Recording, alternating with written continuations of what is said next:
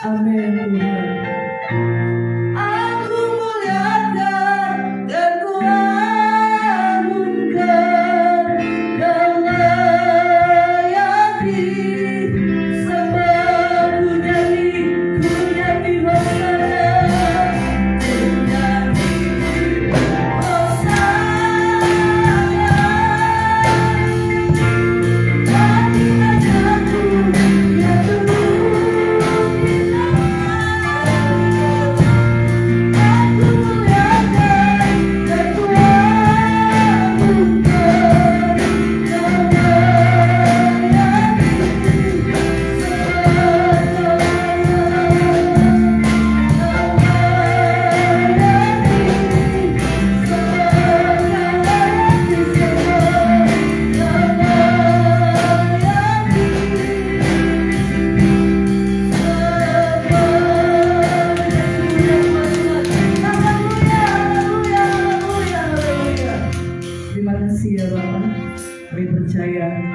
ketika kami bernyanyi, memuji, memuliakan nama Tuhan, Kau hadir ya Bapa.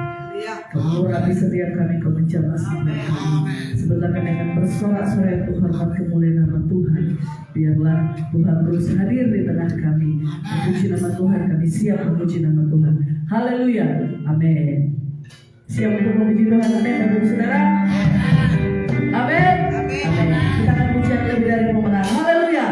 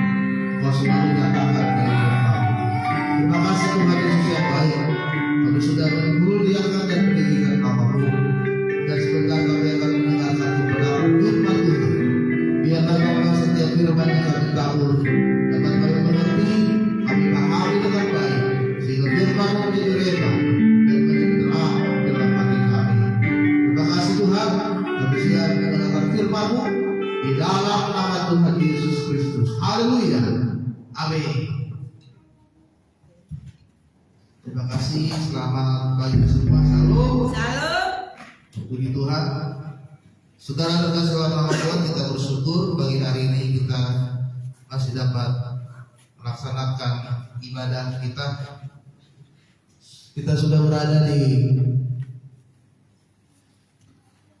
penghujung tahun 2024. Sebentar lagi kita akan merayakan Natal.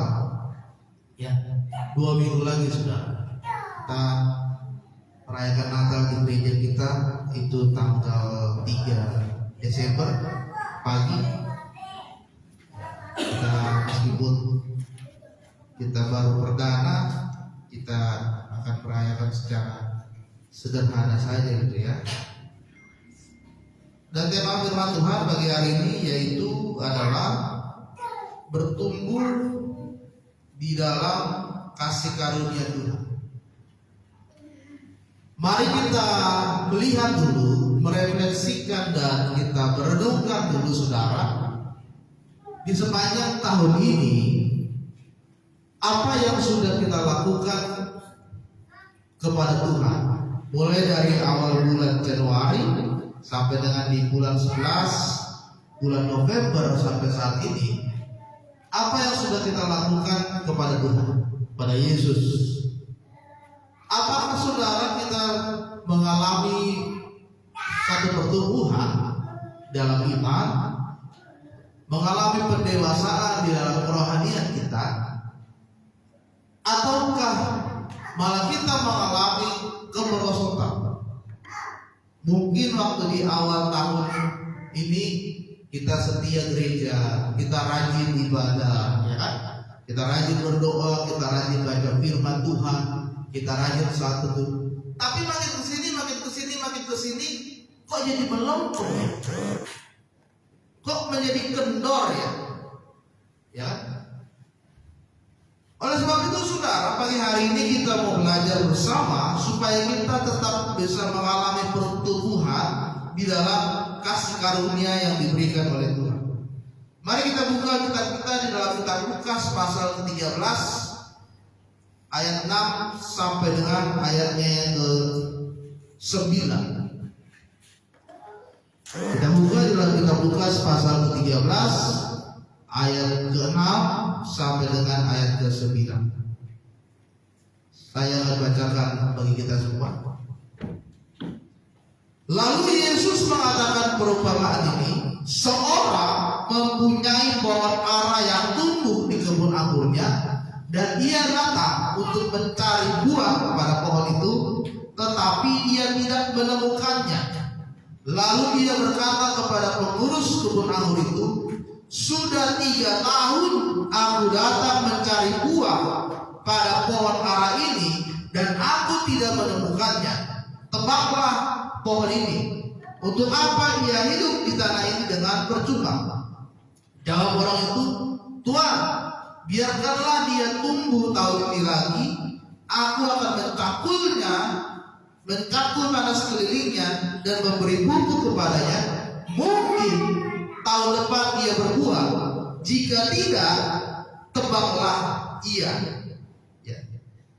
Saudara terkasih dalam nama Tuhan Yesus, perumpamaan yang kita baca, firman yang kita baca menceritakan sebuah pohon ara.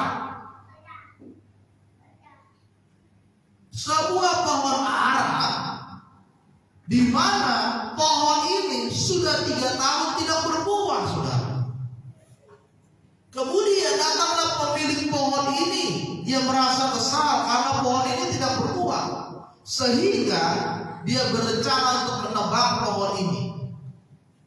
Tetapi pekerja dari pohon itu berkata, Tuhan, beri kesempatan sekali lagi. Saya akan cangkul kembali, saya akan sirami kembali, saya akan pupuk kembali. Tetapi ketika dia tidak berbuah lagi tahun depan, silakan ditebang.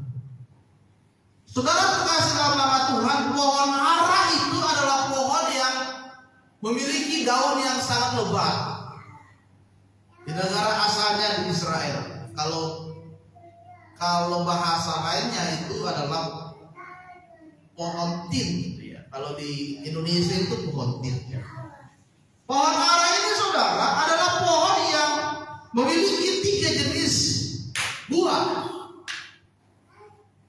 Ada yang pohon ini bisa berbuah di musim kemarau, ada yang pohon ini bisa berbuah di musim dingin, tetapi ada pohon ara yang berbuah di waktu bungaran. Bungaran itu sebelum musim kemarau dia sudah berbuah. Ini kan berarti pohon ini bisa berbuah di berbagai musim. Dan pohon ini saudara, dia bisa berbuah dalam 1 tahun itu sebanyak 2 kali. Ya, 6 bulan pertama dia berbuah dan 6 bulan kemudian dia berbuah. Pohon ini bisa berbuah di segala musim dan 1 tahun itu dia bisa berbuah 2 kali. Dan pohon ara ini saudara banyak manfaatnya. Selain sebagai makanan, ternyata pohon ara ini juga bisa dijadikan sebagai obat penyakit, khususnya bagian pencernaan. Ya. Pohon ara ini bisa dijadikan juga sebagai cemilan, sebagai manisan, sebagai bahan dasar untuk membuat kue. Jadi banyak manfaat dari pohon ara ini sebagai makanan, sebagai obat, sebagai bahan pembuat kue, lalu sebagai makanan untuk binatang-binatang seperti kelelawar, tupai dan yang lainnya. Jadi saudara, pohon ara ini sebetulnya sedang ditunggu waktunya dia untuk berbuah. Ya, seharusnya dalam 1 tahun dia bisa 2 kali berbuah. Tetapi firman Tuhan tadi katakan sudah 3 tahun pohon ini tidak menghasilkan buah. Berarti sudah 6 kali dia tidak berbuah. Saudara terkasih dalam nama Tuhan, Tuhan memiliki rencana di dalam kehidupan kita supaya kita mengalami pertumbuhan secara sempurna di dalam Yesus Kristus. Ketika kita mengalami pertobatan, kita sudah melepaskan dosa kita.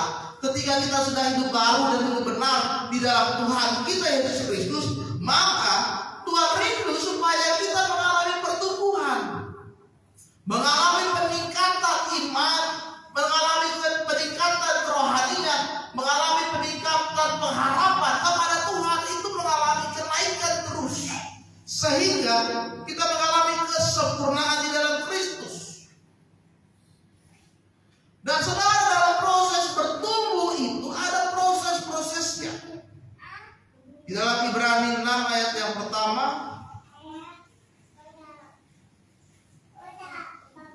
Ibrani yang ke-6 ayat yang pertama dikatakan begini saudara. Sebab itu marilah kita tinggalkan asas-asas pertama dari ajaran tentang Kristus dan beralih kepada perkembangannya yang penuh. Jangan kita meletakkan lagi dasar pertobatan dari perbuatan yang sia-sia dan dasar kepercayaan kepada Allah. Jadi Ibrani mengatakan harus ada pertumbuhan. Tidak lagi kita bahas masalah dasar baptisan itu apa, tidak lagi kita bahas masalah dasar pertobatan itu apa, tidak lagi kita bahas keselamatan itu apa, Tritunggal itu apa. Tetapi mengalami pertumbuhan adalah sekarang kita harus melakukan sesuatu di dalam kehidupan kita. Sehingga mulai dari kita memiliki iman seperti seorang anak-anak, kita mengalami pendewasaan iman. Tetapi saudara, dalam masa-masa pertumbuhan ada penghambat yang membuat kita tidak bisa mengalami pertumbuhan itu. Penghambat yang pertama itu adalah dunia ini. Dunia ini adalah bagaimana cara hidup orang-orang yang ada di dunia ini bertentangan dengan kehendak Tuhan. Kita lihat tetangga kita main judi, kita ikut main judi. Kita lihat tetangga kita mabuk-mabukan, kita ikut mabuk-mabukan. Kita lihat tetangga kita main perempuan, kita ikut main perempuan. Dunia ini menawarkan supaya hidup kita itu binasa, saudara. Yang kedua, yang tidak menginginkan kita mengalami pertumbuhan itu adalah daging, yaitu dosa yang dilakukan oleh diri kita sendiri. Kalau tadi adalah dunia dari luar, sekarang daging dari dalam. Bagaimana kita tidak ada keinginan untuk meninggalkan dosa? Jadi dosa itu masih ada di dalam hati kita, masih tersimpan di dalam hati kita.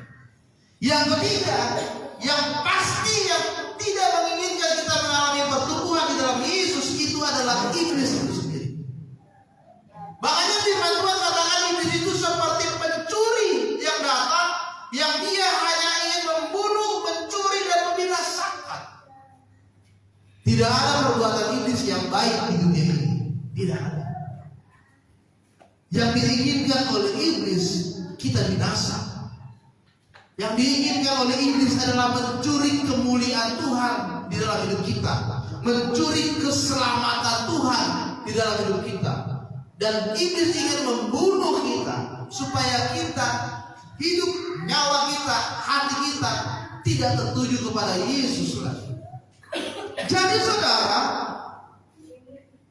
dunia daging dan iblis tidak menginginkan kita mengalami pertumbuhan ke arah Kristus sehingga kita menjadi serupa dengan Dia, sehingga kita mengalami pendewasaan dalam iman di dalam Yesus Kristus. Kehidupan rohani yang bertumbuh adalah kerinduan dan keinginan terbesar dari setiap orang yang percaya. Tetapi saudara yang terkasih dalam nama Tuhan, dalam kenyataannya saat ini banyak orang Kristen yang tidak mengalami pertumbuhan karena dia mengalami satu masa yang dinamakan adalah masa-masa stagnasi. Masa-masa stagnasi ini saudara adalah masa orang itu tidak mau bergerak.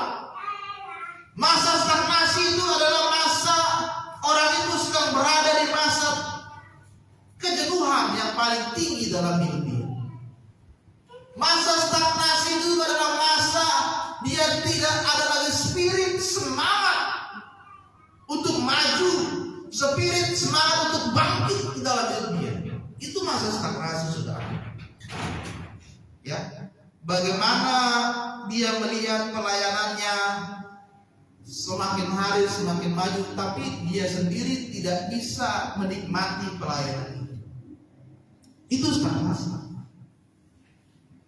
Bagaimana dia sudah merasa sudahlah, begini aja pelayanan kita, ya jemaatnya nggak banyak, ya kan?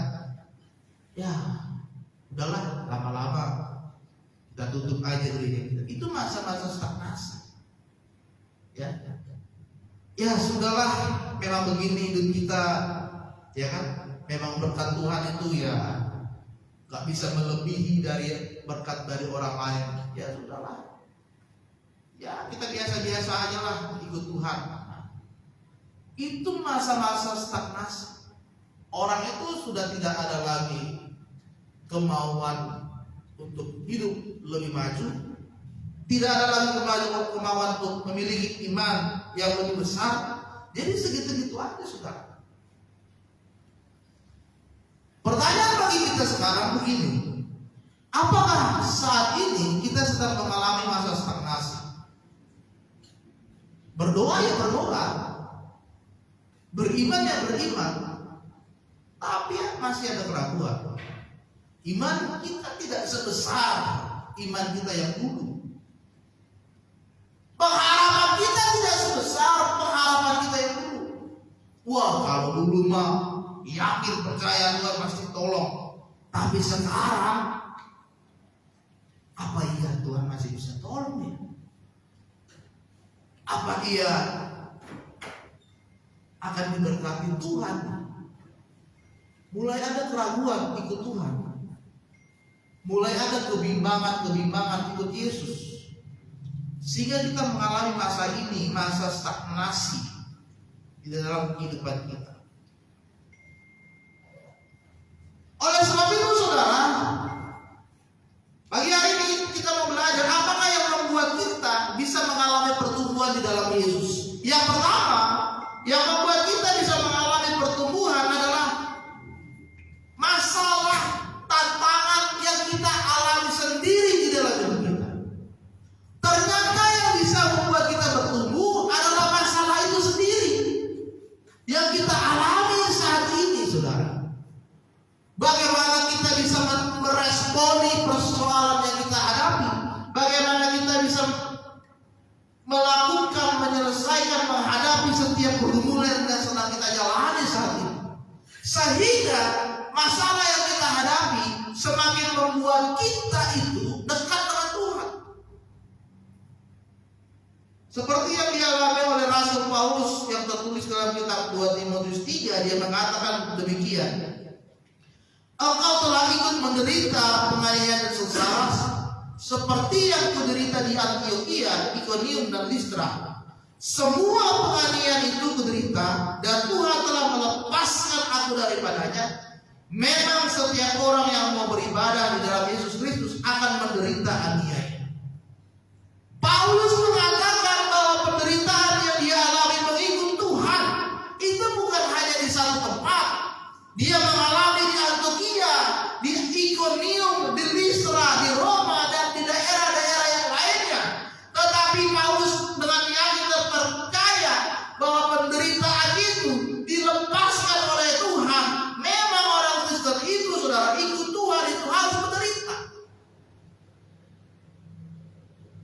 Bagaimana masalah yang kita hadapi itu membuat kita mengalami pendewasaan di dalam rohani. Ya.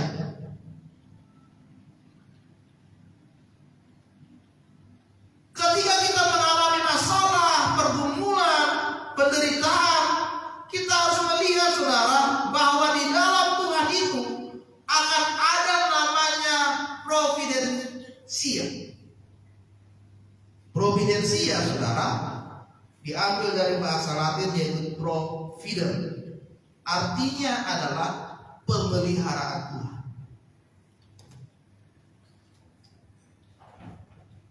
Pemeliharaan Tuhan di sini, saudara, bukan secara tiba-tiba muncul, tetapi pemeliharaan Tuhan itu sudah direncanakan oleh Tuhan.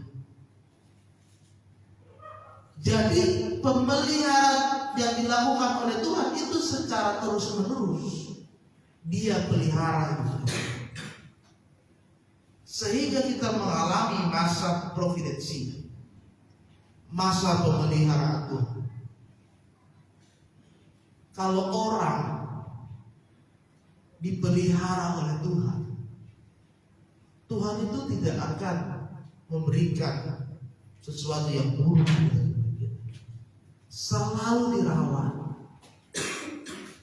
Seperti saudara melihara tanaman, itu kan selalu dirawat, selalu disiram, selalu dipupuk. Apalagi bagaimana Tuhan memelihara hidup kita. Selalu disertai oleh Tuhan, selalu ditolong oleh Tuhan, selalu diberkati oleh Tuhan. Sehingga saudara, pergumulan yang ada di dalam hidup kita membuat kita tetap terus bertumbuh di dalam kasih karunia Tuhan. Kita melihat di dalam firman Tuhan dalam Alkitab, ada tokoh-tokoh yang selalu disertai oleh Tuhan, dipelihara Tuhan, padahal dia sedang mengalami masalah di dalam hidup dia. Kita lihat bagaimana Yusuf harus dijual oleh saudara-saudaranya, bahkan dia harus masuk di dalam penjara. Tetapi saudara, apa yang terjadi? Firman Tuhan berkata, Kejadian 50 ayat 20, memang kamu telah mereka-rekakan yang jahat, tetapi Allah mereka akan kebaikan. Yusuf berkata, memang kalian sudah melakukan apa yang jahat di dalam hidup saya, tetapi Allah itu sendiri yang melakukan yang baik dalam hidup. Dia mengalami masa providensia, pemeliharaan Tuhan. Ayub berkata kepada teman-temannya, dan dia berkata, engkau berbicara seperti perempuan gila. Apakah kita mau menerima yang baik dari Allah saja, tapi kita tidak mau menerima yang buruk? Dan Ayub berkata, dalam semuanya itu Ayub tidak berbuat dosa. Ayub mengalami masalah yang berat. Semua hartanya hilang, semua anaknya meninggal, dia mengalami sakit. Tetapi Ayub berkata, apakah kamu hanya mau menerima yang baik, tetapi tidak mau menerima yang buruk dari Tuhan? Ayub berada di masa pemeliharaan. Firman Tuhan berkata, ketika dia mengalami masalah, pergumulan, dia sama sekali tidak melakukan dosa. Apakah saudara mau mengikuti Ayub? Kita punya masalah di beratnya, tapi di tengah-tengah masalah itu kita masih bisa hidup di dalam kekudusan, di dalam Tuhan. Stefanus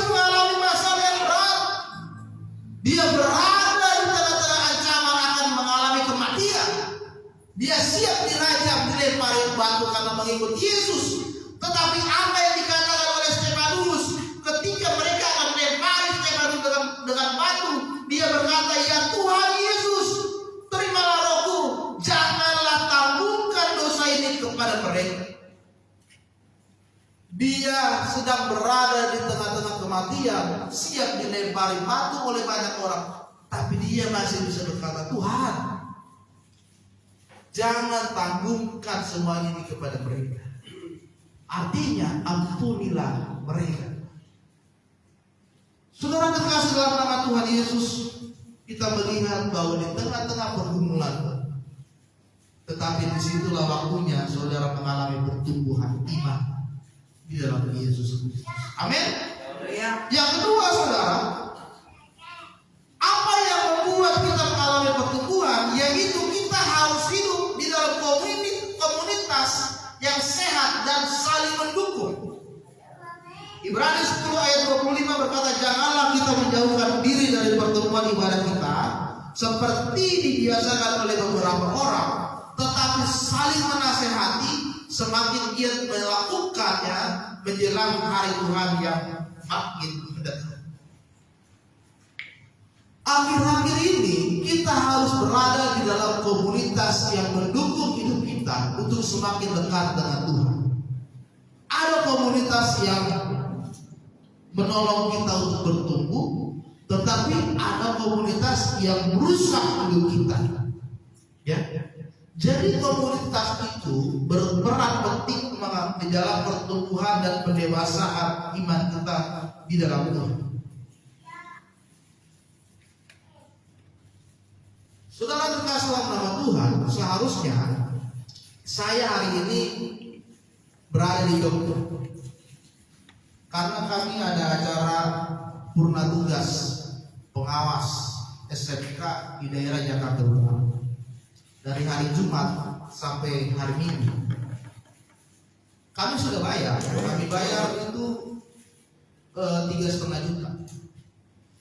Tapi saya bilang ke panitia, mohon maaf, saya nggak bisa ikut karena saya harus beribadah di gereja.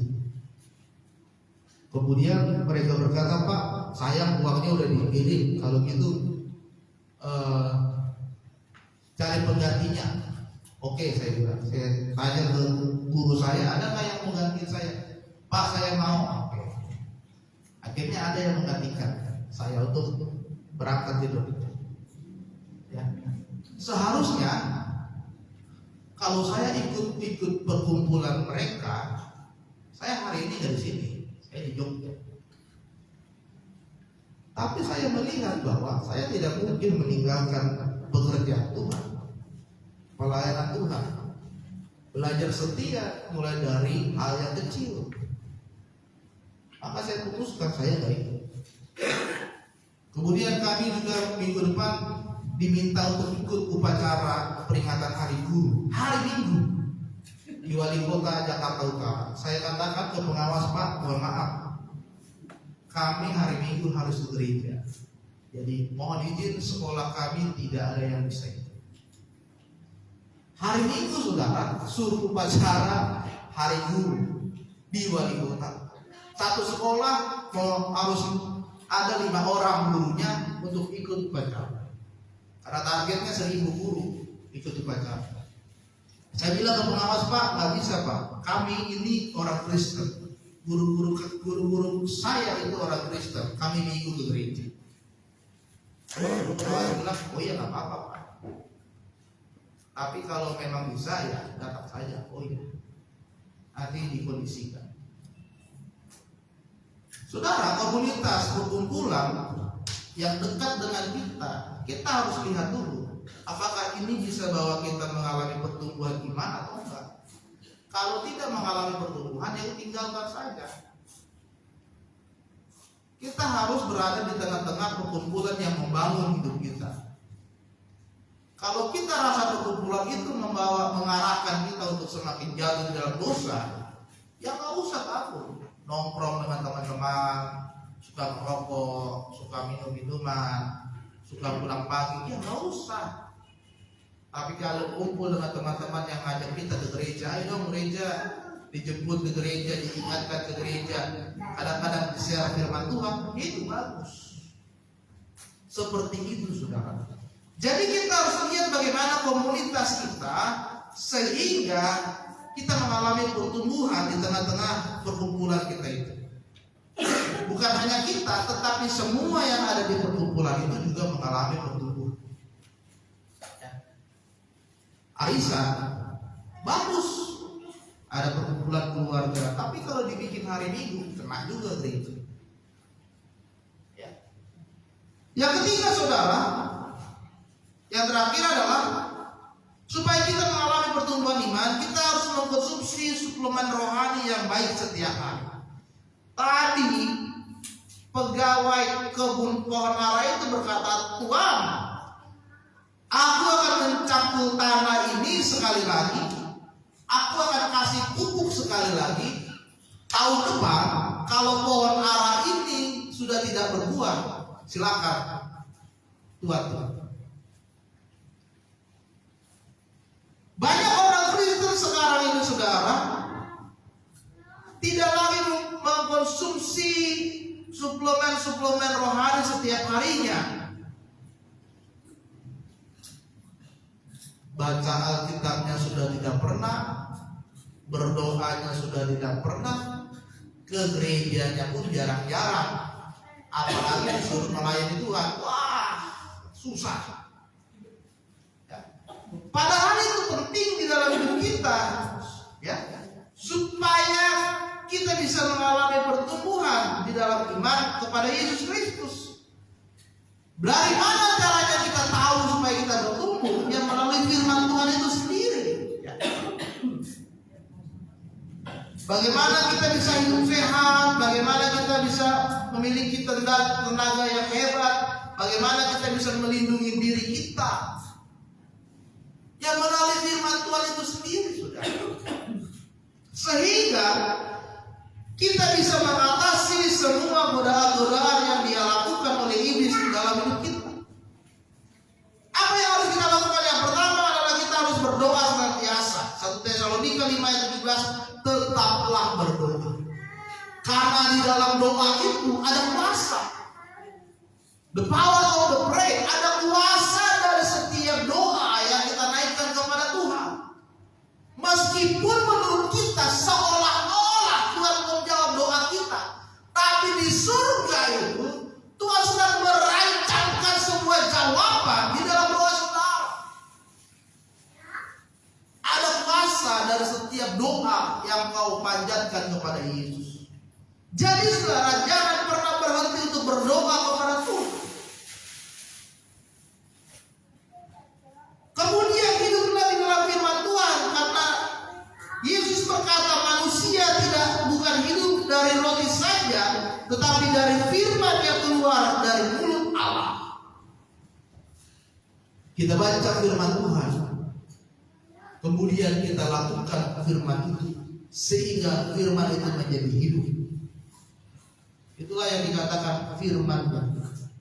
Kemudian saudara, bagaimana kita bisa hidup di dalam persekutuan dengan Kristus? Ibrani 10 ayat 25 berkata, jangan kita menjauhkan diri dari pertemuan ibadah kita. Mulailah setia beribadah kepada Yesus. Seminggu sekali saja masih banyak orang Kristen yang susah sekali ke gereja. Sedangkan saudara kita satu hari 5 kali ibadah mereka bisa. Kita seminggu sekali aja susah. Coba saudara.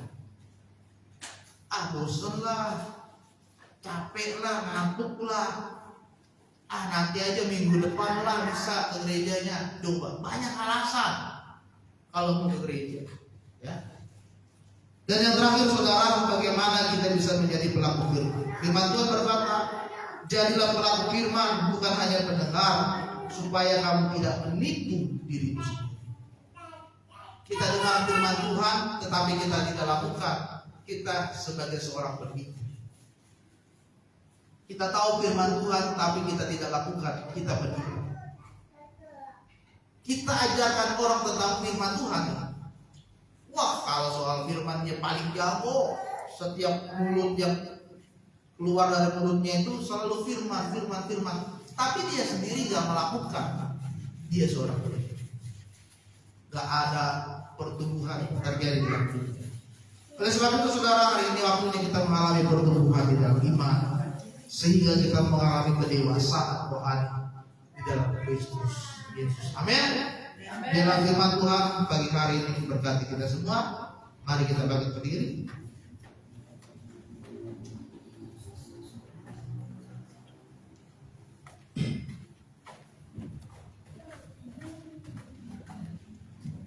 Kita dengar pujian firman jadi manusia.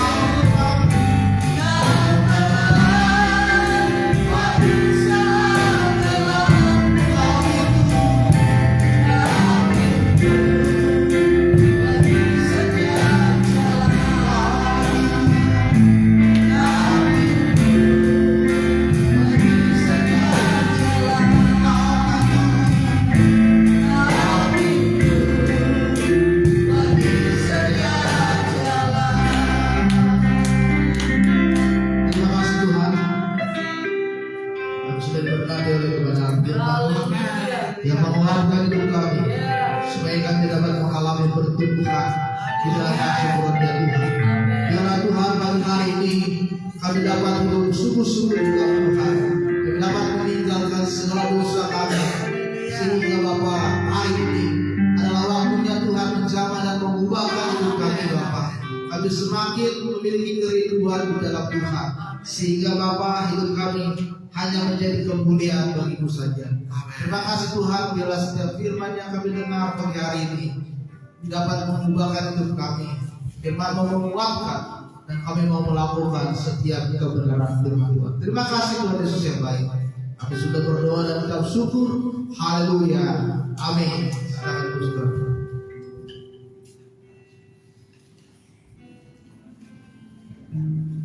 Haleluya. Diberkati dengan kebenaran firman Tuhan, Bapak Saudara. Amin. Puji nama Tuhan, kita akan memberikan yang terbaik buat Tuhan. Persembahan kita pada pagi hari ini, kita satukan hati kita berdoa. Terima kasih ya Bapak, sebentar memang persembahan Tuhan memberkati setiap kami memberi, memberkati pekerjaan, Berkati apapun usaha, setiap usaha apapun yang kami lakukan, Tuhan memberkati. Terima kasih Tuhan, kami memberikan dengan sukacita dan dengan rasa ucapan syukur. Terpuji nama Tuhan, kami sudah memberi. Haleluya, amin. Kita akan puji, kita katakan sungguh bangga Bapak. Haleluya.